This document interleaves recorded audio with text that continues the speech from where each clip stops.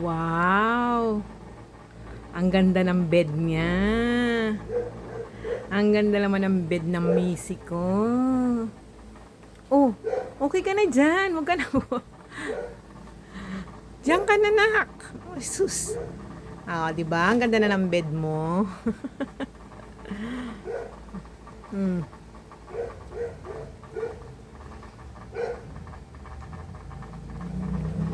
Ganda-ganda na nga ng bed mo eh. Ikaw naman, oh. Sus.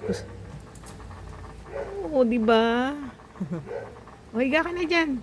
Nilapit ko na yung pagkain mo kasi alam ko tamad ka na namang kumain.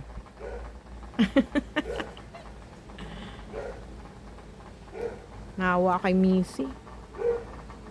Kapit lang, Missy, ha? Naku, may awang Diyos. Mapapagamot ka din. Binili ko yung bed niya eh. Para makatulog na siya ng komportable. Tapos nilagyan ko na siya ng fan. Ah. Na Missy girl.